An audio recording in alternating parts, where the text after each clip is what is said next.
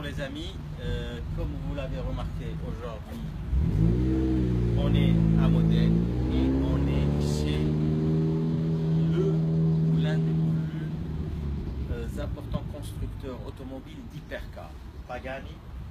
Bon, Pagani aussi, donc je me mets dans le moule et c'est la visite du musée et de l'usine. L'usine, on ne sait pas si on va pouvoir filmer dedans, mais ici on va pouvoir regarder quelques modèles mythiques et quelques pièces uniques. Là on a une Zonda R full carbone et ça c'est pour la piste, c'est pas elle n'est pas homologuée et on peut voir elle n'est même pas peinte, vous allez voir c'est du full carbone et 750 chevaux. Regardez-moi ça, c'est tout juste une soucoupe volant. Pagani a toujours été très extravagant dans cette design et très porté sur le carbone. On va tout à l'heure parler de son histoire. Et là, on va parler de cette Pagani Zonda qui est parmi les premières, construite à 25 unités et elle a été dédiée à Fangio, son ami Fangio, l'énorme pilote de course argentin. Et ça c'est la première d'une série de 25. Ça c'est en 2003 et il faut voir qu'en 2003 déjà, Pagani sortait des voitures comme ça. C'était tout juste fabuleux. Voilà, c'est voir ici. Numéro 66, les états numéro 4. Voilà, Pagani, Roadster F. Tout juste magnifique. Et la grande spécialité de Pagani, c'est le travail du phare. Il faut savoir que Pagani, avant d'ouvrir sa société, il a travaillé chez Lamborghini comme spécialiste du département carbone et fibres de carbone. Et donc, il a travaillé sur la 25e anniversary qu'on va voir là-bas, la Countach 25e anniversary. Il a travaillé sur le LM. Il a travaillé sur tous les modèles de Lamborghini. Après, il a quitté pour lancer une société de fabrication de produits en carbone pour les constructeurs. Et en fin des années 99, il s'est lancé lui-même dans la création de ces sociétés. On voit la première création de Pagani en Argentine. Il n'y a que le moteur Renault, tout est de sa propre fabrication.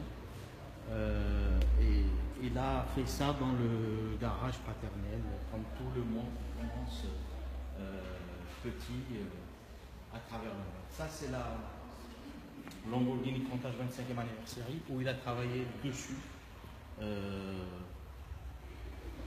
termes de tout ce qui est carbone et design des bas de caisse. Donc là on peut voir par exemple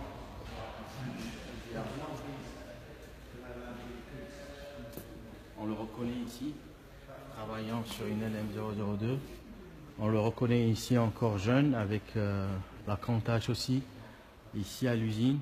Et tout ça c'était dans les années 80 et c'était très en avance chez Lamborghini la fibre de carbone. Voilà. Et là on peut voir les premiers scratchs qu'il a dessinés ou qu'il dessinait. Voilà.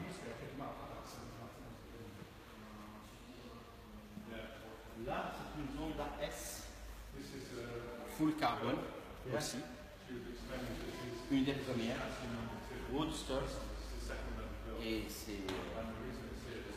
les motorisations varient entre 650, 750, 800. La dernière, là, on est à 800 chevaux. C'est des pièces là, vous voyez comment le carbone est fait. Aujourd'hui, on n'est pas autorisé honnêtement à s'asseoir dedans, mais c'est pas ouvert aux essais, c'est pas ouvert au public aussi tous les jours. Ça dépend des... Nous avons pris un rendez-vous depuis 3 mois pour avoir cette rencontre. Il faut savoir aussi que Zonda du premier jour a travaillé avec AMG sur des V12. Et là, sur la UARA, depuis 2014 ou 2015, les V12 sont équipés de double turbo pour baisser un peu la consommation et les émissions de gaz carbonique. On va revenir encore un peu derrière pour voir quelques modèles mythiques de Zonda. Là, il y a plus. Tout ça, c'est des Zonda. Par exemple, cette Zonda, elle a plus d'1 million de kilomètres. Elle a fait tous les essais. Et ils appellent ça la Zonda style grand-mère. Je ne sais plus comment ils l'ont appelé en italique. Mais c'est une Zonda très spéciale. Elle fait tous les tests de châssis, de motorisation, de frein, d'aérodynamique. Et elle a plus d'1 million de kilomètres au compteur. C'est le châssis numéro 2. Voilà. Ça, c'est la Zonda Revolution de 800 chevaux. Makes the thing a little cheaper, Jeff. Pardon? Donc ça, c'est la Zonda Revolution, plus que la R. Elle n'est pas homologable. Elle est que pour circuit et c'est une voiture aussi de 800 chevaux.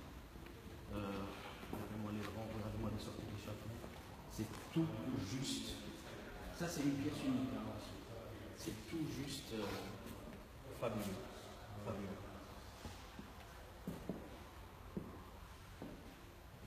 Voilà.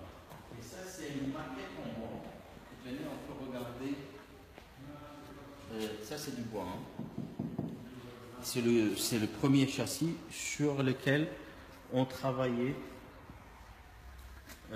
les autres modèles ou les autres châssis. Donc on voit comment ils définissent le logo et plein de petites des phares. Ouais. Quoi d'autre? Ça c'est une Cinque, modèle à 5 exemplaires au monde. Et le prix aujourd'hui de ces voitures dépasse allègrement les 3 millions d'euros.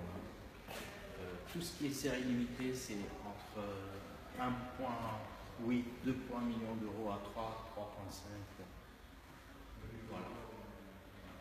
Et voilà les petits moules des modèles. Comment les... Ouais, c'est du bois.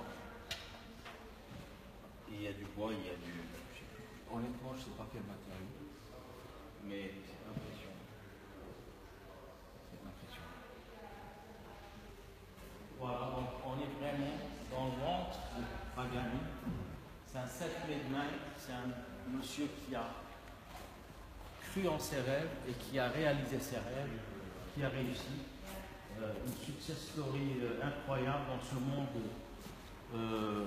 de haute performance automobile. Il faut savoir par exemple la dernière Huayra Spider ou Roadster, il y a dedans du carbone et du titanium, ce qu'on ne trouve même pas dans la F1. Et elle est plus légère, généralement dans le monde, une Spider ou une Roadster est plus lourde qu'un coupé, qu'une normale. Et pour la première fois au monde, un cabriolet ou un Roadster est plus léger qu'une voiture normale parce que Pagani a mis une formule magique encore de titanium pour rigidifier le Roadster et du carbone pour l'alléger et ça a donné la Huayra Roadster avec un poids inférieur au Huayra normal. Voilà, ça donne la chair aux poules, c'est magnifique.